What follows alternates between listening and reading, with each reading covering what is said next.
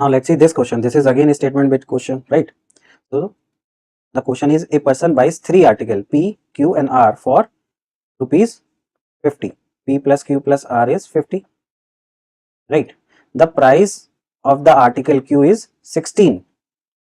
Which is the least? Q सबसे छोटा है, right? P और R इससे बड़े हैं, right? और Q की वैल्यू कितनी दी हुई है? 16. तो P plus R कितना हो जाएगा? P plus R will be 16 will get minus, this is 34. Fine. Now what they are asking?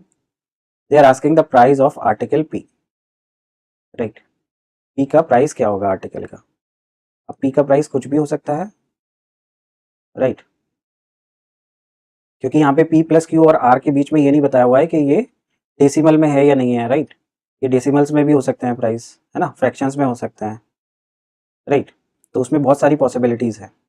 Now first statement दिया है, the cost of P is not more than, ये मोर नहीं है, right, that of R, right? So या तो बराबर होगी या कम होगी R से, राइट? तो बहुत सारी पॉसिबिलिटी है।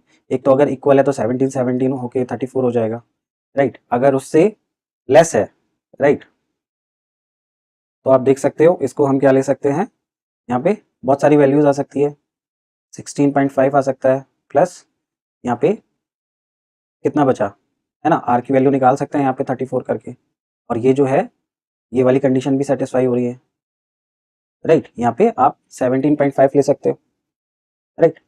R की वैल्यू 17.5 हो सकती है, तो this is also possible, right? तो बहुत सारे वैल्यू पॉसिबल है। अब सेकंड स्टेटमेंट क्या है, अगर सेकंड को लेते हैं, the cost of R is not more than, right, more नहीं है than that of P, right? तो यहां से भी वही वाली चीज आ जाएगी, ये वाली, राइट? सो सिर्फ अगर स्टेटमेंट सेकंड भी लेते हैं तब भी नहीं निकाल पाएंगे। अगर इन दोनों को क्लब कर देते हैं, P की वैल्यू छोटी है या इक्वल है, और यहाँ की बोला है P की वैल्यू ग्रेटर है या इक्वल है, तो इसका मतलब क्या हो जाएगा, P और R की वैल्यू इक्वल हो जाएगी। अगर इक्वल हो जाएगी तो हमें यहाँ से पता लग जाएगा इसकी वैल्यू डायरेक्ट 17 आ जाएगा, ठीक है?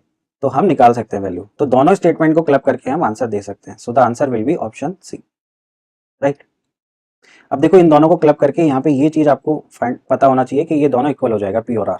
अगर ये दो स्टेटमेंट हम क्लब कर रहे हैं, है ना तो उसकी वैल्यू उससे बड़ी है ना उससे छोटी है, राइट? तो इसका मतलब दोनों की बराबर हो जाएगी, ठीक है?